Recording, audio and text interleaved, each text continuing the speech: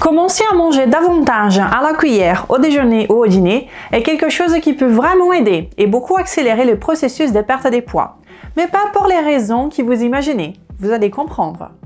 Et en plus, commencer à passer devant la salle du sport au lieu d'y rentrer peut aussi être une stratégie intelligente. Aujourd'hui, j'ai pour vous 3 conseils contre-intuitifs mais testés dans la pratique pour vous aider à faire de 2026 la dernière année où vous aurez besoin de penser à la perte des poids. Parce que soyons honnêtes, dans un monde où presque la majorité des personnes sont en surpoids et de plus en plus malades, faire les choses différemment est devenu une obligation pour ceux et celles qui veulent échapper à cette statistique. Alors laissez-moi vous expliquer comment faire cela en brisant complètement la vieille idée du gain de poids à laquelle beaucoup croient encore et en révélant la véritable solution. Venez avec moi. Si vous êtes nouveau ou nouvelle ici, bienvenue sur ma chaîne. Je suis Renata Barcelos, chercheuse indépendante en sciences de la nutrition. Je suis ici pour vous aider et vous montrer la réalité sur la santé, sur la perte des poids, basée sur la bonne science et le bon sens. Et bien sûr, sans blabla. Alors, le mythe à briser dès le départ, la première idée que je dois absolument briser pour que vous compreniez pourquoi ces 3 conseils sont si puissants et si différents, c'est la suivante. La cause racine du surpoids, l'origine même de la dysfonction qui conduit à une accumulation excessive des graisses corporelles et dont la correction permettra aussi d'en débloquer la combustion, n'a rien à voir avec les calories. Et pourtant, c'est précisément sur cette fausse idée qui repose la quasi-totalité des méthodes et des régimes autour de nous. C'est pour cela que presque toutes les approches traditionnelles de perte des poids se concentrent sur 2 leviers. Réduire les calories consommées le plus possible et augmenter le plus possible les calories brûlées. Et cela dans l'espoir d'équilibrer l'équation calorique et de revoir une taille plus fine devant le miroir. Et vous savez quoi? Ça peut fonctionner pendant un certain temps chez certaines personnes. Mais très vite, le corps s'adapte, il réagit et commence à résister. Et vous serez alors dans une véritable lutte contre votre propre organisme. Une lutte où, au final, on sait très bien qui gagne, ou bien c'est lui qui perd. Résultat, vous vous frustrez, votre métabolisme ralentit, la relation à la nourriture devient anxieuse et négative. Et pour couronner le tout, votre corps pardonne de moins en moins les moindres écarts que vous faites. Alors, retenez bien ceci. Le surpoids n'est pas un problème calorique, c'est un problème métabolique. Et c'est précisément ce qui explique pourquoi certaines personnes parviennent à rester en bonne forme très facilement, en mangeant librement, sans même savoir c'est qu'une calorie. Alors que d'autres ont tendance à prendre du poids en mangeant très peu et en comptant chaque calorie ingérée. Ce n'est pas la quantité de carburant qui compte en premier, mais le type de carburant que vous mettez dans votre corps. Car l'alimentation, après tout, c'est ça, un carburant.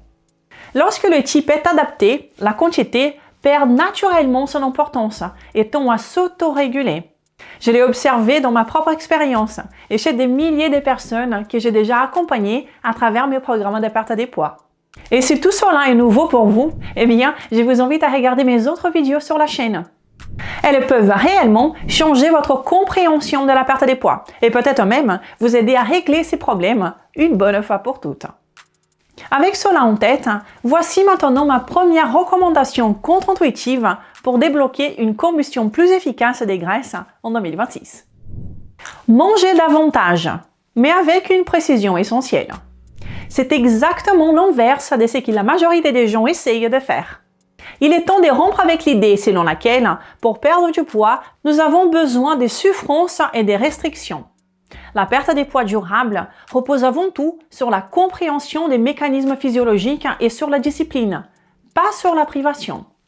Il faut sortir de cette logique qui consiste à vouloir simplement manger moins de mauvaises choses et concentrer son énergie sur l'effet de manger davantage de bonnes choses. Autrement dit, changer complètement de paradigme, n'est plus raisonner en termes de pénurie calorique, mais en termes d'abondance nutritionnelle. Et ça change tout. À titre d'exemple, une étude menée en Malaisie chez 20 hommes obèses a montré que le simple fait d'ajouter une cuillère à soupe d'huile de coco à chacun des 3 repas principaux de la journée a conduit à lui seul à une réduction significative de la circonférence abdominale, sans qu'aucune autre modification du mode de vie ne soit imposée. Et ce type de résultat illustre un point fondamental souvent négligé. Les aliments ne sont pas uniquement des sources de calories, sont aussi et avant tout des véritables signaux métaboliques.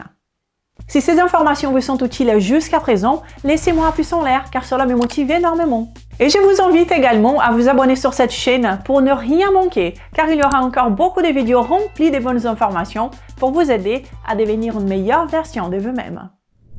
D'un point de vue physiologique, ce qui importe le plus n'est donc pas le nombre de calories ingérées, mais l'impact métabolique de ces calories sur votre organisme. Et puisque le surpoids est avant tout un problème métabolique et non calorique, la question centrale devient quoi manger et non pas simplement combien manger. C'est-à-dire manger plus de bonnes choses et se préoccuper moins des quantités. Lorsque vous donnez à votre corps les nutriments dont il a réellement besoin, il devient capable de réguler spontanément l'appétit, ainsi que les envies alimentaires problématiques.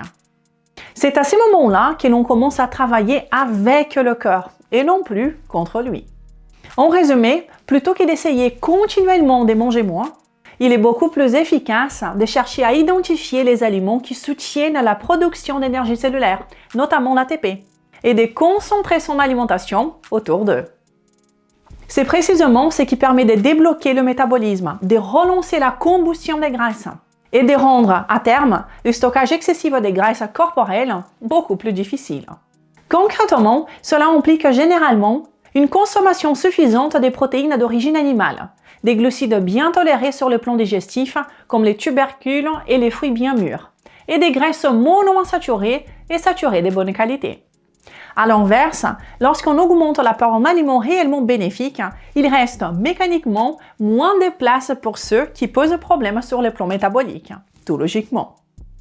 Comme les huiles riches en acides gras polyinsaturés, les légumineuses et certains légumes irritants pour l'intestin, ou encore les protéines végétales de faible qualité, souvent riches en antinutriments. Avant d'en venir à cette idée de manger à la cuillère, je veux d'abord vous partager une deuxième rupture des paradigmes qui accompagne le second conseil contre-intuitif ici. Faites moins d'exercice, mais dans le bon contexte. Comment ça, Renata, faire moins d'exercice? Chaque début d'année, on assiste à une explosion des inscriptions dans les salles de sport, partout dans le monde. Les gens sont motivés, prêts à transpirer, à se donner à fond, avec l'idée que plus d'efforts mèneront automatiquement à plus de perte de graisse. Le problème, c'est que cela ne fonctionne pas ainsi. Et les salles de sport le savent très bien. C'est d'ailleurs pour cela qu'elles proposent souvent des abonnements longs. Parce qu'une grande partie des personnes abandonnent, découragées par des résultats lents, difficiles, voire inexistants. Les abonnements mensuels coûtent souvent bien plus cher. À l'inverse, une marche quotidienne, calme et détendue, simplement en passant devant la salle de sport au lieu d'y entrer, combinée à une alimentation métaboliquement cohérente comme celle que je vous ai montrée ici, conduit très souvent à des bien meilleurs résultats que si vous alliez à la salle tous les jours, transpirant 2 heures à chaque fois et en suivant une diète traditionnelle. La littérature scientifique est aujourd'hui très claire sur ces points. L'exercice à lui seul n'est pas un moteur indépendant de la perte des graisses corporelles. Dans la grande majorité des cas, le résultat vient principalement de l'alimentation, à hauteur d'environ 90%. Pire encore, lorsqu'on augmente fortement la dépense énergétique chez une personne dont le métabolisme est déjà dysfonctionnel, on peut observer l'effet inverse de celui recherché. Cela fait que le corps résiste plus à la perte des poids. À titre d'exemple, une étude menée en Turquie a observé que les protocoles d'exercice intensif et exhaustif, lorsqu'ils sont pratiqués de manière répétée, peuvent entraîner des perturbations hormonales défavorables.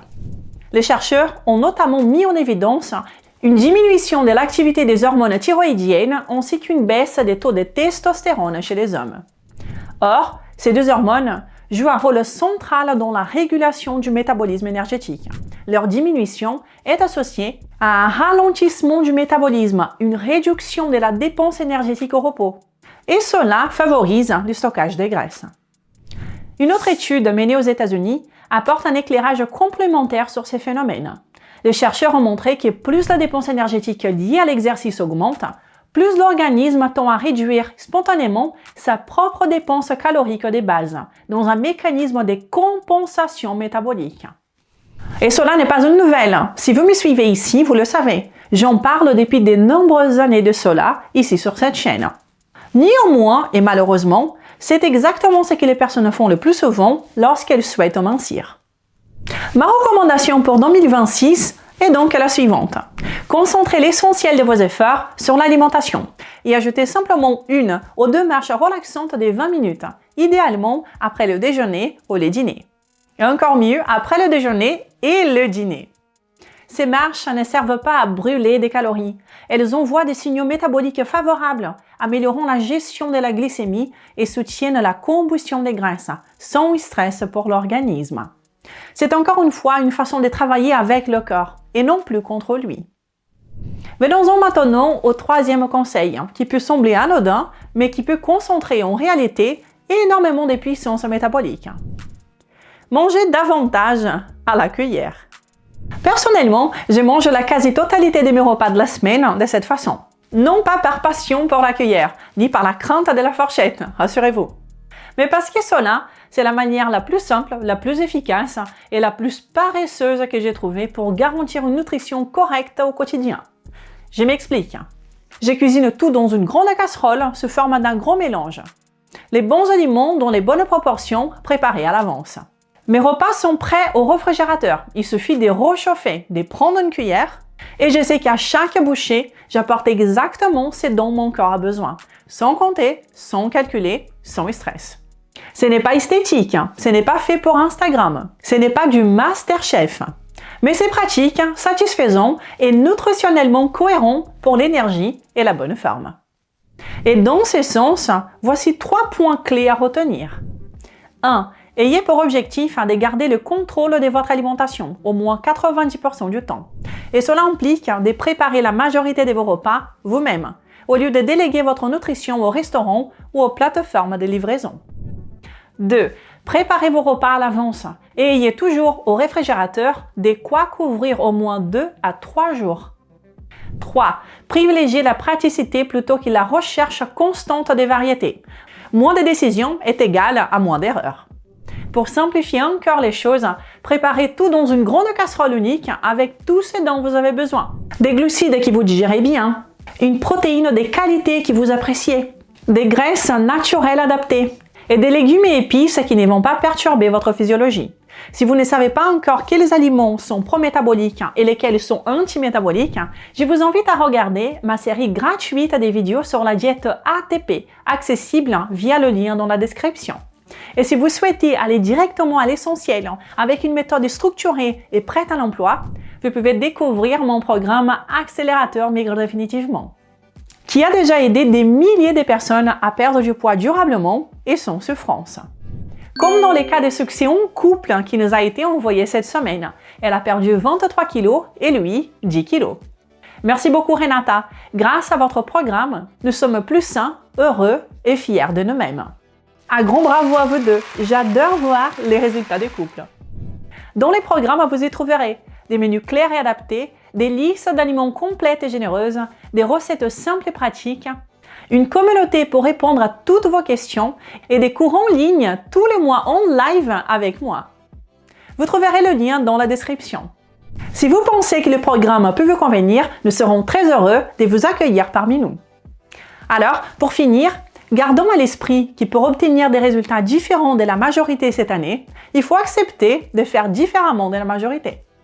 Si cette vidéo vous a été utile, n'hésitez pas à la partager amplement, à me laisser un pouce en l'air, un commentaire. Tout cela m'aide énormément avec ce travail que je fais ici toutes les semaines. Je vous souhaite déjà une excellente journée et un très bon week-end. Nous nous verrons la semaine prochaine pour une nouvelle vidéo. D'ici là, prenez soin de vous. Ciao!